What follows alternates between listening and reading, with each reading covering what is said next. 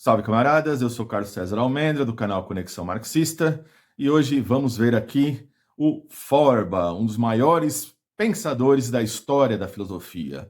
Pouco estudado no Brasil, mas é um filósofo de primeira ordem, de capital importância.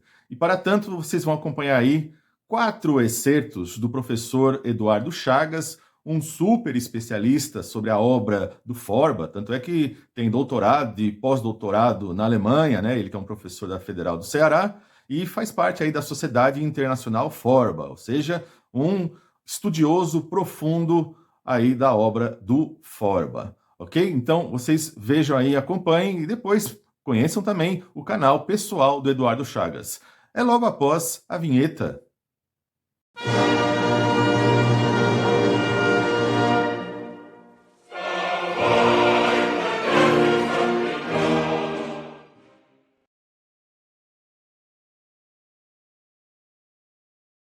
E em relação às religiões, particularmente as religiões cristãs e as religiões pagãs, vocês já conhecem a crítica, assim, de uma geral, do Feuerbach à religião cristã. Para o Feuerbach, e aí sem nenhuma ofensa a ninguém, estou apenas tentando aqui resumir a posição deste filósofo. Quem é religioso não precisa deixar a sua religião e também não precisa ficar ofendido, aqui é apenas uma discussão, apenas um bate-papo filosófico, sem nenhuma intenção de magoar, ou de chocar, ou de negar a religiosidade de ninguém. Apenas a gente pode conhecer posições filosóficas e resguardar a nossa religiosidade, a nossa religião, etc. Mas para Feuerbach, para esse filósofo Ludwig Feuerbach, esse meado do século XIX, entre Hegel e Marx, para ele, na religião cristã, no cristianismo, Deus é igual ao homem. Ou seja, Deus, para o Feuerbach, Deus cristão, é um Deus persona, é um Deus personificado, é um Deus subjetivo, é um Deus moral. Deus é uma projeção, ou seja, do homem, o homem se projeta em Deus. Deus é o espelho do homem, o homem se vê em Deus. Deus é, para Feuerbach, uma criação, uma invenção, um produto do próprio homem. Nesse sentido, nessa religião cristã, o que Deus é o que o homem é. Ou o que o homem é o que Deus é. Então, Deus não é em si. Deus não é enquanto tal. Deus é o que o homem é. Se Deus é amor, mas o amor não pertence a Deus. O amor pertence ao afeto humano. É o amor humano. O homem é um ser de amor, de afeto, de coração. Se Deus é onipotência, porque o homem é um ser de vontade, é um ser de poder, de potência. Se Deus é onisciente, porque o homem é um ser onisciente, é um ser de razão. Portanto, os predicados atribuídos a Deus não pertencem a Deus, e sim ao próprio homem. E tirando esses predicados, Deus é, ou seja, seria uma abstração. Seria um ser vazio, abstrato, que seria insuficiente para o fiel, para o crente. Então, se Deus é dado pelos predicados humanos, isso significa que o fundamento de Deus não está em Deus, mas sim no homem. Por isso que Feuerbach vai dizer que o fundamento da teologia é a antropologia. A verdade da teologia é a antropologia. Mas, na teologia, essa verdade aparece invertida.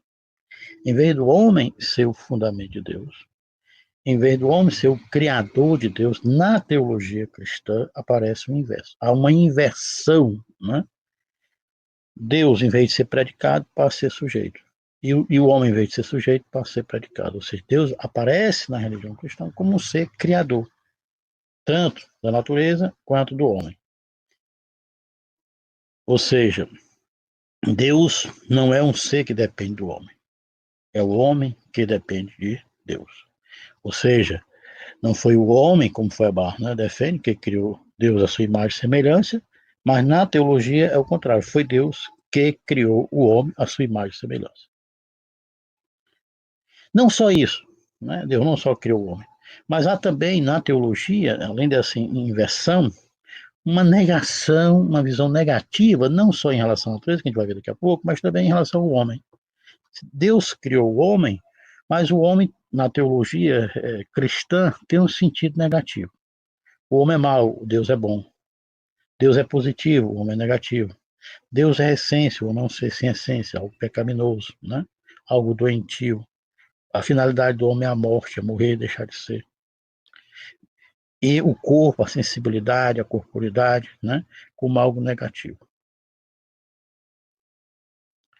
Então, mas se nós olharmos a tese do Feuerbach, que Deus não é Deus, enquanto tal, que Deus é o homem, mas Deus é o homem para Feuerbach, não é o homem singular, Joaquim, Pedro, Maria, Josefa, é o homem, mulher e homem pensado de forma universal, é o gênero humano. Ou seja, Deus, para Feuerbach, é o homem que aparece na religião, mas é o homem sem o homem, sem a sua corporeidade, sem a sua sensibilidade, sem a sua materialidade. Por que isso? Porque na religião cristã há um Deus idealizado pela subjetividade humana, ou seja, há uma subjetividade que quer ser absoluta, que não quer ter limites. Por isso que Deus é a imagem do homem, mas sem a corporidade, porque corporidade põe limites, põe barreiras, sem a natureza do homem. Por isso, esse Deus sem a natureza do homem, né, ele pode ser um Deus transcendente, um Deus sobre-humano. Né? Ou seja, ele pode transcender, ele não tem corpo, logo ele não tem morte, ele não tem finitude. Não é, e esse Deus é não só igual ao homem, mas sem a corporidade, sem a sensibilidade, sem a materialidade, mas é também um Deus não só sobre-humano, mas também sobrenatural. Então, o Feuerbach faz uma crítica dura, né, à religião cristã na tentativa de resgatar o homem que fora reduzido a só espírito em detrimento, né, do seu corpo, da sua corporidade, da sua sensibilidade e em detrimento da natureza. Né? Para resgatar a natureza, resgatar o homem, é necessário negar a teologia, a negação da negação para trazer a reposição, trazer o homem de volta. E Feuerbach também faz uma crítica, não só à religião subjetiva, essa religião personificada, que para ele seria as religiões cristãs, mas também as religiões naturais, as religiões pagãs. Então Feuerbach faz uma crítica dura, né, à religião cristã na tentativa de resgatar o homem que fora reduzido a só espírito em detrimento, né, do seu corpo, da sua corporidade, da sua sensibilidade e em detrimento da natureza. Né? Para resgatar a natureza, resgatar o homem, é necessário negar a teologia, a negação da negação para trazer a reposição, trazer o homem de volta. E Feuerbach também faz uma crítica, não só à religião subjetiva, essa religião personificada, que para ele seria as religiões cristãs, mas também as religiões naturais, as religiões pagãs. E aí, com a diferença, Feuerbach tem uma aproximação, vamos dizer assim, maior, né? Tem um apreço maior às religiões naturais do que às religiões cristãs, porque nas religiões naturais há um Deus não subjetivo, há um Deus não moral, há um Deus não persona. Nas religiões naturais, nas religiões pagãs, há um Deus físico, há um Deus que é idêntico à natureza, ou a natureza é Deus. A natureza aparece como divina. O divino é a natureza. E isso tem um significado, quer dizer, embora o Feuerbach não seja um religioso natural, né, não defenda cabalmente as religiões naturais, mas as religiões naturais dizem algo, qual seja, que o homem veio da natureza. Se veio de Deus, que Deus é a natureza, como veio da natureza. Né? Logo, o homem é um ser de carência, é um ser de necessidade. Por que a natureza é Deus? Porque o homem precisa dela. O homem não pode viver sem as condições primárias, né? As condições materiais de vida, da vida, da morte. Por que a natureza é Deus? É porque tudo que há, tudo que existe, existe e há na natureza. Tudo veio e tudo volta para ela. Né? Se Deus é infinito, a natureza é infinita. Se Deus é o todo, a natureza é o todo. Né? Ou seja, se Deus é a causa de tudo, da vida à morte, a natureza é a causa da vida à morte. Então, por trás das religiões naturais, vai haver o quê? a importância da natureza. Mas, ao mesmo tempo, há uma crítica de Feuerbach também às religiões naturais, na medida em que, embora seja um Deus idêntico à natureza, mas nas religiões naturais, pagãs, não há um culto à natureza objetiva. A natureza como ela é. Mas a natureza também, vamos dizer assim, antropomorfizada, né? Subjetivada, ou seja, o religioso natural não vê a natureza como um físico, como um filósofo da natureza, vê a natureza, vê a natureza. Né? Ele vai ver a natureza com um rasgo divino, vai falar com a natureza, vai dialogar com ela, vai achar que ela fala, que ela escuta, que ela responde, que ela chora. Né? E a natureza não chora, a natureza não escuta. A natureza não fala, ela cega, surda e muda. Né? Ela não pode ser divina. Então, Feuerbach dizer, mas aí tem um discurso que traz a natureza que é importante, que fora negado na tradição, né? Particularmente no idealismo alemão. Mas é também um Deus não só sobre-humano, mas também sobrenatural. Por quê? Porque se ele é Deus, ele não pode admitir a natureza. Daí, né, minha tese é que no cristianismo há uma negação, uma aversão, uma hostilidade à natureza. Ou, outras palavras, arriscaria dizer que o cristianismo não se dá bem com a ecologia. É antiecológico, é uma coisa linda, né? Ou seja, não é possível pensar cristianismo e ecologia. Porque pensar ecologia seria defender a natureza. E se nós defendermos a natureza, nessa linha de raciocínio, não podemos defender Deus. E se nós defendemos Deus, não podemos defender a natureza.